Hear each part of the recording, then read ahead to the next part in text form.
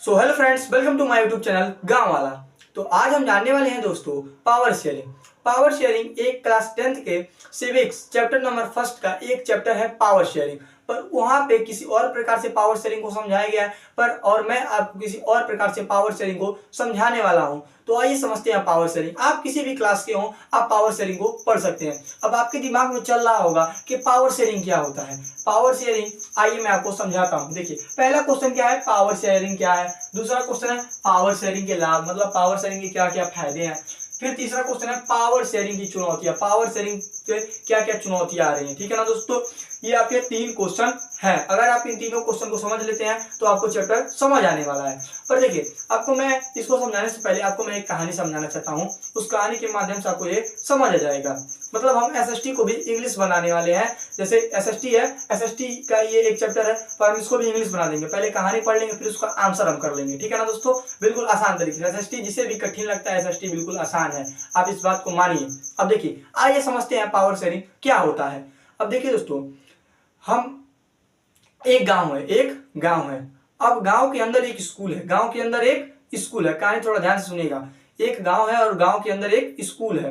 अब स्कूल के पास ही में एक फील्ड है, मैदान है, जिसमें बच्चे खेलते हैं और कूदते हैं। बच्चे खेलते और कूदते हैं और फील्ड का देखभाल करने वाला कोई नहीं। फील्ड का देखभाल करने वाला कोई नहीं। तो हम क्या करते हैं, जो फील्ड का देखभाल करने के लिए हम प्रिंसिपल को देते हैं। स्कूल के प्रिंसिपल को फील्ड का देखभाल करने के लिए दे देते हैं। अब इससे क्या होगा, प्रिंसिपल के पास पावर आ जाएगी। फील्ड की देखभाल वो करेंगे तो फील्ड जो है उनके हित में ही रहेगा। फील्ड उनके ही हित में रहेगा, क्योंकि फील्ड की देखभाल कर रहे हैं तो प्रिंसिपल के पास थोड़ा पावर ज्यादा रहेगा फील्ड के बारे में, क्योंकि वो फील्ड को पूरा देख रहे हैं, देख रेख वही कर रहे हैं। तो फील्ड में जिसको चाहेंगे उसको खेलने देंगे, वरना कहेंगे तुम यहाँ से चले जाओ फील्ड में। क्योंकि एक प्रकार से ये हम कह सकते हैं, बस समझना है हमें कि प्रिंसिपल के पास जो है फील्ड के लिए पूरा पावर बढ़ जाएगा।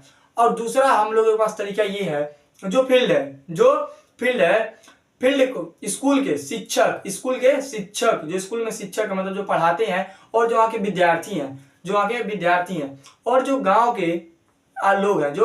के लोग हैं, उन तीनों लोगों को हम ये क्या करें, बांट दें तीनों लोगों में कि आप फील्ड की देखभाल करिए। जब वो फील्ड की देखभाल वो करने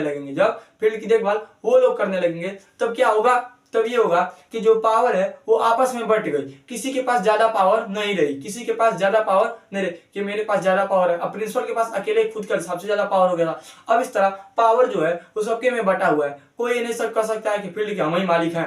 फील्ड क्या है, सबका आपस में बटा हुआ। फील्ड का देखभाल हर कोई कर रहा है, तो फील्ड में हर कोई भाई खेलेगा। ठीक है, अब इससे हमको कुछ समझ आया कि मतलब जो पावर है क्या है, जो पावर है ये अगर हम आपस में बांट दें तो हमें रहने के लिए आसानी होगी जिंदगी में। जैसे पावर शेयरिंग क्या है, क्वेश्चन क्या है, पावर शेयरिंग क्या है। देखिए, शक्ति को सबके बीच बांटना ताकि सभी लोगों को समान अवसर और अधिकार मिले।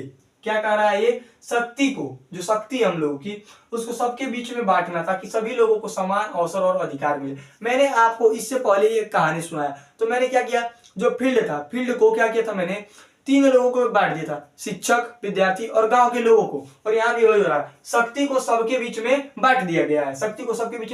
मैंने भी शक्ति को क्या किया था, सबके बीच में बांटा था। और उसके बाद सभी लोगों को क्या मिलेगा, समान अधिकार और समान अवसर मिलेगा। क्योंकि उस तरह बस प्रिंसिपल को ही मिल रहा था, पर उस तरह से किसको मिलने लगा, सबको मिलने लगा अधिकार। क्योंकि लोग आपस में बांटे, तो फील्ड का देखभाल तो हर कोई कर रहा है। फील्ड का जो देखभाल हर कोई कर रहा है, तो उसमें हर कोई आके खेल सकता है। तो इससे क्या हुआ, सभी लोगों को समान अवसर और अधिकार मिलने लगे। ठीक है ना दोस्तों, पहला क्वेश्चन आपको समझ आ गया, पावर शेयरिंग क्या है।